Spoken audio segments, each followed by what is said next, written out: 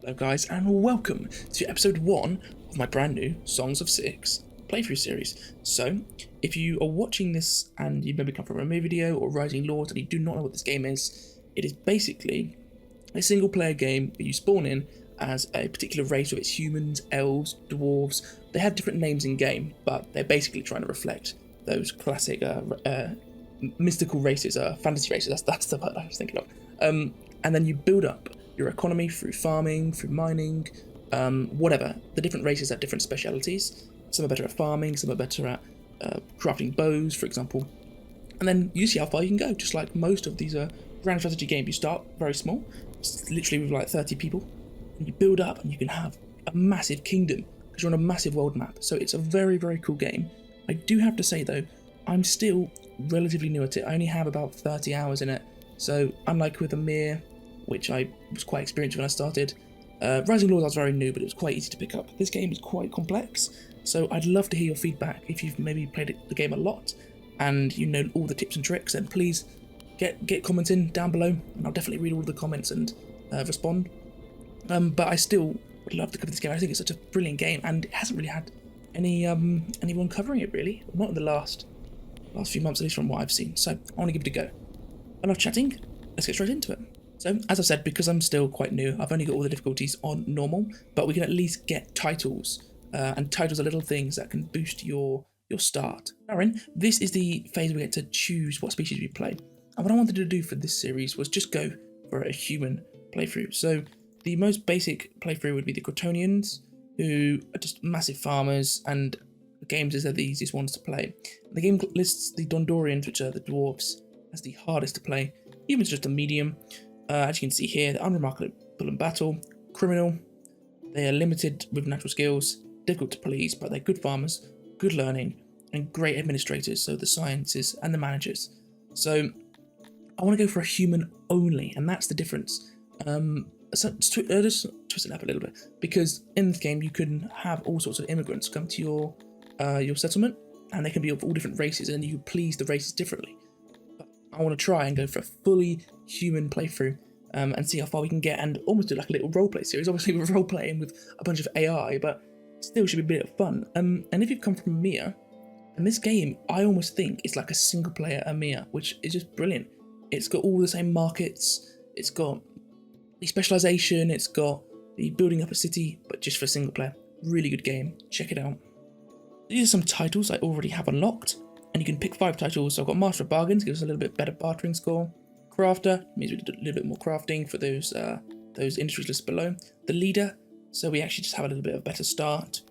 And then the Ruler, I think this is actually the better start, and the Leader gives us, I don't actually know what the Settle means. Maybe it just means we start with more people, I'm not sure. But the Knowledge means we actually start with more knowledge to spend on tech straight away. We've got those 4, but you can see all the ones in grey we have not unlocked yet. I don't actually know how you unlock them. I'm going to go for a completely random map, slightly more focus on northern latitude, random seed, and let's see what we get. Here we are, we can see the map in this top right hand corner. Huge mountain range in this map, like almost half the map feels like it is just one big mountain range. Massive lakes, loads of lakes actually, and it's all very cold because we set it to be the northern latitude. So because I'm playing the humans, I believe the humans get the best in temperate. Yeah, humans not like the cold, so they'll be a bit harder to please, and yet they like temperate. So I want to spawn in the temperate area, and I'm not too fussed about where we spawn. I sort of just want to go somewhere a little bit random again. I just want to play this game as it is, so we can see here where we're spawning because it's temperate. You can see there what that has an effect on the different farms. So cotton farms are the best in the temperate, it's saying. But other things maybe aren't so good, or as in cold, we can see that fisheries are actually much better and hunting's much better. But then actually look at some of the other things. Some of the pastures aren't as good. I'm actually going to go, guys, up here. We've got a nice little lake giving us the sweet water, is what the game calls it, which I believe is just like fresh water. It's not like ocean, salty water. We've got most of it forest, but that means we just get a nice little source of wood. A lot of work has to be done to actually clear for fields, but we get an obviously good supply of wood, and the fertility here is really, really good at 78%. So I want to go for it. We can see here, this is the generation of the world map. really, really cool stuff. So we can see how all these different settlements have appeared, and they're all in different factions. So we can see here, we've got, this is all one big faction. This top right is a little bit better to look at. The big green faction up here, pink faction, purple faction, blue faction, and then we're right in between a bunch here. Right in between this small one here, which is actually, seems to be like a city-state. These are all different factions. These different factions. Actually, we're in between 4 different factions. I've got to be honest, again, I don't really know how it works with other factions like attacking you. I literally have never experienced it. I've never done a single battle in this game apart from against some raiders. So I'm still all quite new to this. So it'd be an experience for both of us when we progress later on. But for now, we can just focus on building up a little city. So let's go into it. Okay guys, so this is our map. We've got the Sweetwater here, that lake. Actually, when you look at it on the map, it's absolutely huge. It looks like it's a massive ocean lakefront. But we've got that. We've got plenty of... We've got way more open land than I thought we had. I thought this might be fully forest, but no, we've got absolutely plenty of open land. And these are all the little dotted squares over here are different resources. We've got lots of iron and coal. Lots of coal, actually. Lots of clay dotted around.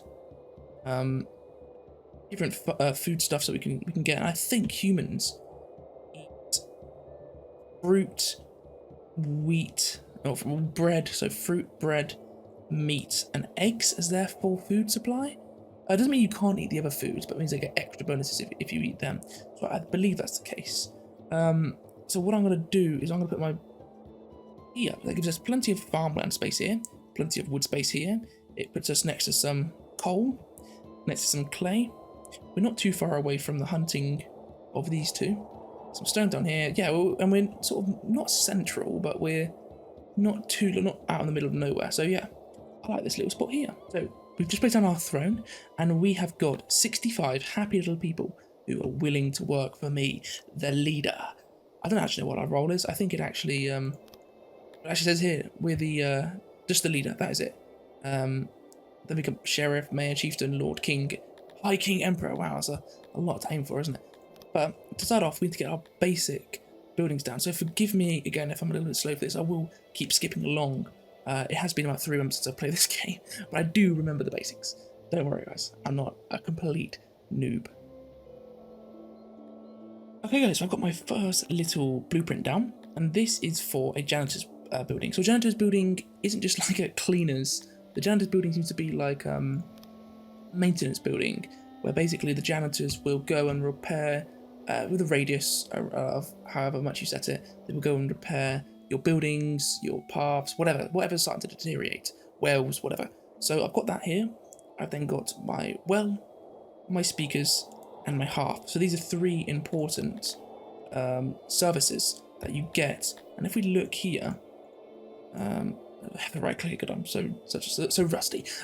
You come here and you can see your populations. We've got the humans selected here, and we can see what services they have. And so as we fill these services, they get more happiness, and more happiness means that we get more loyalty, which means that less likely to rebel, and more happiness then also means people are going to migrate or immigrate into our settlements, which then means we get more people. Because actually, immigration is your biggest fueler of population growth until quite a bit later on, because you actually have to get the breederys, like the little nursery buildings, to actually start raising your own population. For that, you have to actually just get all your people in through immigration. No, we've got our little base here, the little starting stuff. Looking at other stuff we can get, an eatery, but we need clay for that. We don't have any clay mining yet. Lavatory is one I definitely want, so I'm actually going to pre-build it here. But I need furniture for that, and the furniture... let me just bring this a little bit. There we go. The furniture is... so we need to build through a workshop, the furniture workshop. So we can't do that just yet. I can get it down though. So it's under crafting and then carpenter. Here we go. So the carpenter can make furniture, or we can see he can make wooden tools, wooden weapons. So let's get a carpenter down ready. And I'll actually separate this off a little bit.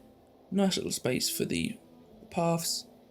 I want quite a nice big carpenter because our humans don't make very good carpenters. I don't believe they do. If we again, well, quickly finish the building. Okay guys, so this is the workshop setup. So I've got some nice long workbenches with a little bit of storage here, and then the auxiliary little stations, so we get 100% efficiency from this. So we've got that built. It's going to take quite a lot of wood though. That needs about 100 wood there, and we need 35 wood here, and we need 50 wood here, wood for these ones. So let's get an order to fell some trees. And also, I want to fell some of these trees anyway, because we're going to need to have this space cleared for houses, for fields. Yeah, shut up, don't care about you. So, our little guys are going to get to work, and because we haven't got any jobs yet, all 65 of our little people are going to get to work on actually just working for the community. They're not actually doing any specific job, they're just doing labourers' jobs. Carrying resources, chopping down trees, building stuff. So, sometimes you do always need a certain amount of people who are just odd jobbers, as they're called in this game, labourers. Because otherwise you just won't get any actual construction work done. Another important starter building we need is a warehouse, and I like to have my warehouses big because we don't need to have them too big, but it depends what they are. This is going to be like the central town warehouse. Going to have lots of wood for the furniture, so we're going to have the furniture. So now we're going to have military equipment if we have stuff built around here. So I don't get it too big because yeah, then we can start to get this. So I can shrink the room to, yeah, build some columns in the room, shrinking it, and now we get the support. So the crates I can have to be this big. Okay, so I've got my warehouse set up here. It might not be the most efficient use of space, but it has got a lot of storage. It's got 15,000 storage. So with the warehouse, obviously what people do, you hire some, I don't even know what they're called, just warehouse workers, and they'll pick up all your resources that you set to store in that warehouse, and then when people need it, they'll come to the warehouse. So obviously warehouses are incredibly important for your logistics, especially later on, because if people have to walk across the entire map to go pick up something from a warehouse, that's almost their entire working day spent just trawling around, picking up resources. So you want to dot your warehouses close to your industry, specific industries, so you can quick access to particular goods. So with this here, this will be one, like I said, to serve for wood, serve for the furniture here, any sort of resources that janitors will need to upgrade or maintain buildings, and then also once we get some farms around here, down here, it can be used maybe as a central farm spot that can then serve my eateries nearby. I'm just going to speed it up, let it tick along, get these trees chopped down. We need the wood. What wood is missing here? Obviously the furniture, but these buildings, we're also missing some stone as well. We have 343 stone, so we are actually good. It's just they haven't got around to doing that floor yet, so that's fine. But to actually get some stone, we will have to first gather it from the stone on the floor, because quite slow for the humans to mine the stone. And actually, oh, that is 60% stone deposits, plus 60% stone deposits. That is pretty decent, but it's going to take us a while to get a proper stone mine set up there. But what I do want to do is harvest wild edibles. They're not actually in season yet, but I want to have them all selected ready so that we do harvest them. And I might actually be a little bit later than my fields. We've still got 250 apples, so what I'm going to do is get some fields down, because if you take too long, the people just eat all the food, and then you don't actually have any crops, or sorry, any food left to plant. So even though we'll use up a lot of our food having to plant for the farms, it's definitely worth it. And let me just double check what the humans like food-wise. As we see here, I was actually wrong. It's not apples, it's bread. So I was right about bread, I was right about eggs, I was right about meat. But they actually like mushrooms. Okay, I thought it was the dwarves and someone else who liked the mushrooms. But okay, so out of all of this, wheat would be what we then turn into bread, but that's a big industry. I think for now, what I'll do is just plant the fruit. We've only got fruit anyway, so we can't plant any bread just yet. But we'll then move away from fruit into grain farming, because grain gives you loads of grain compared to other things. Like fruit, we only get 2, grain we get 8. But then obviously then have to set up a whole new industry of baking and milling the grain and then turning it into bread. So it's a little bit slower, especially to start off with. But also looking, these nice rich blue ones, the light blue ones, are where the ground is fertile. You can see here, by holding right click, we've got 80% fertility, 86% fertility, 90% fertility. Whereas down here, it's about 50. We've got some spots of 60, but I do want to get my agriculture as high fertility as possible. And I just don't think we've got very much of that anywhere near where we spawned in, apart from obviously near this lake. And we can actually see it's got the 4 pluses to show that it is really, really high in fertility. So that's what I think I'm gonna have to do, is start setting up our farms slightly further away from our base. One thing is though, in this game, again, it's not like a game like Amir, if you've seen that, or Rising Lords, where your people can just do whatever they want. There's no sense of distance or an actual like map. In this game, each individual person has to move around. If they work over here, they have to generally move over here. So if their house is located over here, they will have to spend so long moving over there, and until actually they just won't work the job. It's just too far away for them to work. So you do need to actually think about where you're setting up your industry. Is that appropriate for the level of housing you've got in that area? If not, you need to build some more housing, because otherwise you're going to find that your people are not close enough and the industry isn't going to populate. We can also see here, because it's shallow water, we can actually flatten it into turf and get the high life quality. I'm thinking too much about me. Get the good fertility on it. We're actually spending here 109 fruit, but getting 92% fertility. It's going to take 11.3 farmers, and we'll get 21 apples. So let's construct that. I'm actually going to tell them to end this, because we're going to get even more wood from the jobs. We're going to get even more wood from chopping down all these trees here, so we can stop chopping down the trees here. Look how many workers this has freed up. All of these little guys. You can actually see each little person as a bio. It's a bit like Dwarf Fortress, with each little person having a name, a bio. In this game, you can see what stats they've got in terms of like what equipment they've got. Sorry. You can also then elevate them to nobles later on, and then the nobles just give you a bonus. There isn't really much to that. It literally is just you click on someone, elevate to noble, and they give you a bonus. There's literally no reason not to do it. But we actually don't have any noble spots yet, so we can't do that. With immigration, what are we missing out on? Why are people not that happy? If we have a look at access, we can see that well, no food days. Sorry, it's because we're not storing our food yet. So because we're not storing our food, it's kind of that we actually have no food. That is what it's saying. We'll speed the game up again.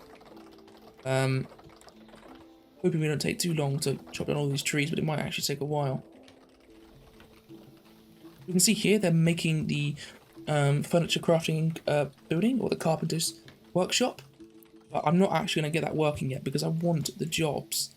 If I then hire everybody, I want the jobs actually as labourers, so that I can clear out the farm space and I can build the warehouse and stuff like that, because that's way more important than getting furniture in at the moment. You can see here it is chopping down trees. It's the longest part.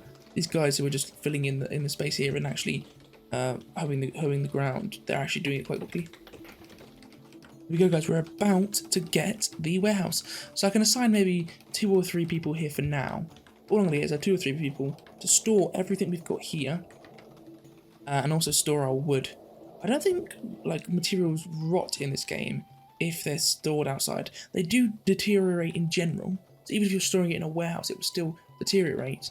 But I don't know if it deteriorates any faster by just being left outside. I'm not actually sure. But either way, I'm going to hire 3 people, not auto-employ. I will hire just 3 people, and I'm going to say to store a bit of everything. So I'm going to store a nice amount of apples, store some stone, store some wood, a little bit more wood. That's all we've got really. We've got some cloves as well. There we go. So that's everything I'm happy with. We've now got 3 workers there, and this farm should almost be sorted out. One thing I completely forgot, and I told you, like, yeah, I'm rusty. I forgot to put a hunter spot. I was like, we're struggling for food.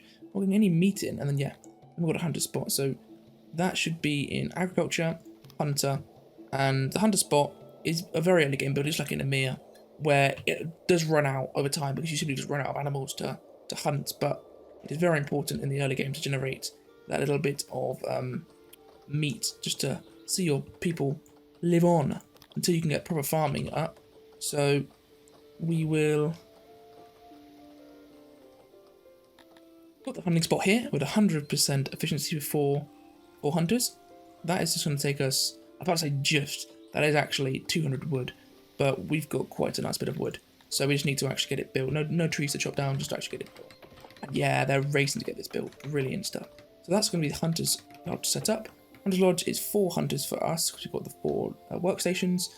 And that then means we can start getting a little bit of meat in. But we've got enough ration to see us through a little bit. We see we've got 5 food days. And we just need 4 apples and we can get this farm starting to roll through. Brilliant, so that's the Hunter's Lodge set up. I can't do any upgrades, nothing like that to it. But we should see the 4 workers get employed. And because we're actually quite close to these aurochs here, and they're not aurochs, what are they? Entelodont. I think they're just like wild boar, aren't they? Yeah, so they're basically like wild boar, pigs, and we'll hunt them, and that should see us get enough meat while we sow our apple farm. And actually, we've got a little bit of apples left over. I'm not going to use them up because I do need the food from them. But once we start harvesting these wild edibles, when the season's right, we can use those to get some more farms. Brilliant, so that is the apple farm setup. That's 12 workers, and we can now see them plant the nice little apple seeds, and they're actually already forming little plantlings, so we've got them through.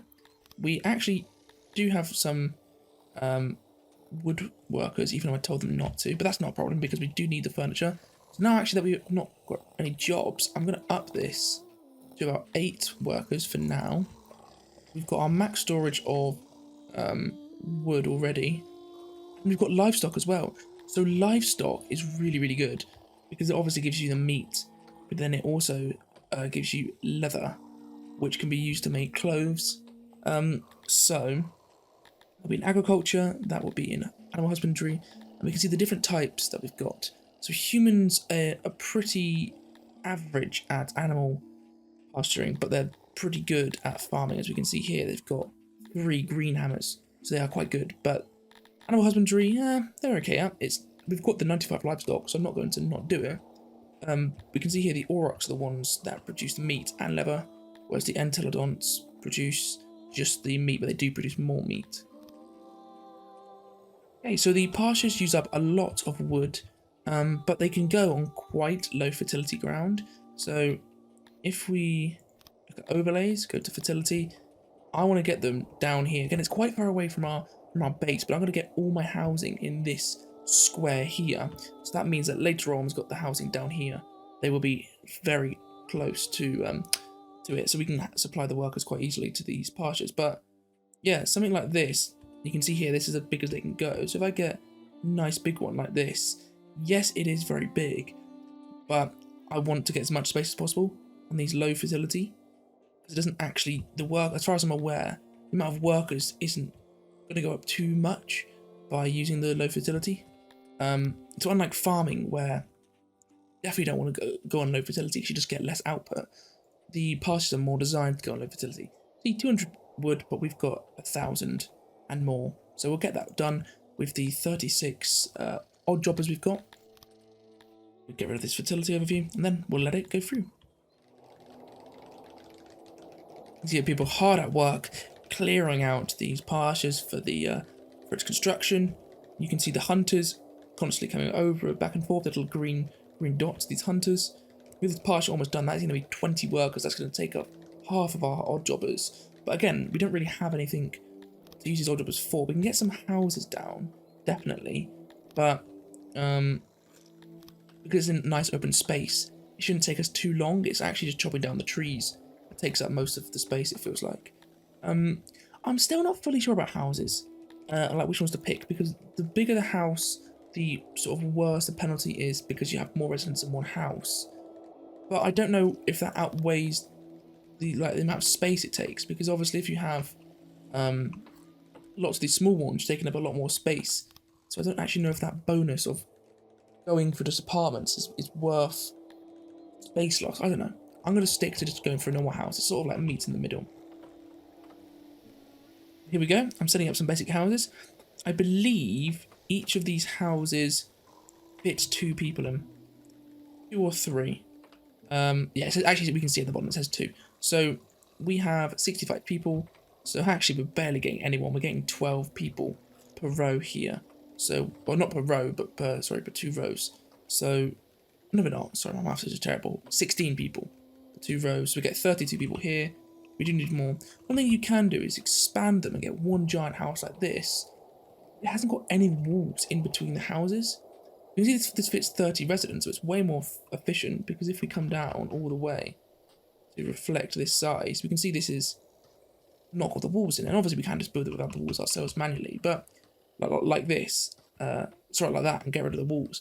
But what I believe is, if you do that and don't have any walls in between the houses, you get another penalty about having like privacy loss or something like that. So I just always like to stick it with the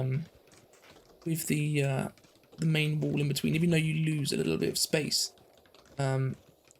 It does. I think it is worth it. If we get this, I think that should be enough houses to start with. They're all quite close. They're close enough. These ones up here to the farm here, the hunters, to our main area of production, and to our new pasture. So you can see our pastures are in action. So we've got 20 herders, and the people are bringing over the cattle. You can actually see them carrying the one livestock, and they deposit it in the farm, and then that makes the animal number go up. So because we have 90 animals, we can easily get our 52 animals here, and then this place obviously then produces animals. So we're getting now 1 per, I don't even know what this is, per year? I think that's per year, that number, or per month, or something like that. We're getting animals basically, so that over time we'll then have enough animals to start a new pasture, and it just keeps going and going and going. And animals, I've found every time I play this game, animals on the market, if we click here on animals, every time they're worth a fortune. They're even more this time. 162 coins they sell for, which is ridiculous. When you see that, for example, like the meat from the animals, where's the meat? Sells for like 19 coins. Yet these places produce 15 meat, but one animal, it's huge, man. The amount of money the animals sell for is huge. So that's why I like to get a lot of pastures. But again, like I've said before, the humans don't do very well with the pastures. So I'm not sure if it's actually worth getting in to have loads, or if it's better specialising in something else. Okay, so we've got our lavatory here, which is a really, really important early game service. That is being built because we've got enough furniture now. So you can see little odd jobbers. They're putting down the toilets, putting in the sinks, and we'll have that service up and running. I think you just need 1 person just to maintain it. And you can see here the service does have a little bit of capacity, which is good. And so now if we check, we should see that services, lavatories, 0%, but it should increase shortly. One thing you can see though is, look, even though we've got a well and we've got a speaker, we've got a hearth, they're not at 100%. So let's see why. We can see access 100%, proximity 100%, quality isn't 100%, it's only at 50%. Same, well actually no, for the new spot it's the access. You can see here the new spot is at 100% workload.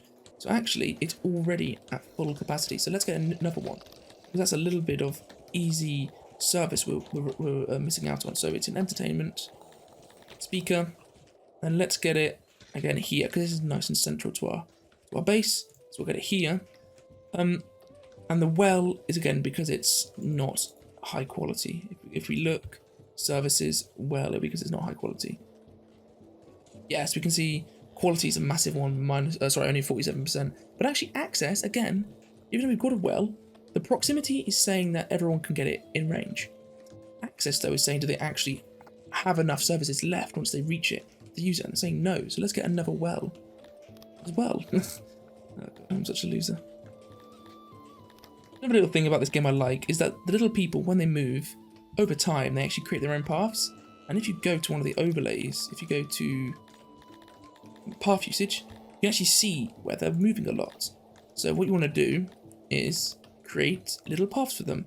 And the paths actually give them a bonus, I believe. And then as you upgrade your paths later on, I think they get faster movement speed. I don't know if it's faster movement speed, but it's still cool. I'm not actually sure where it is. Okay, I don't know where to be so long up on that, but here it is, roads.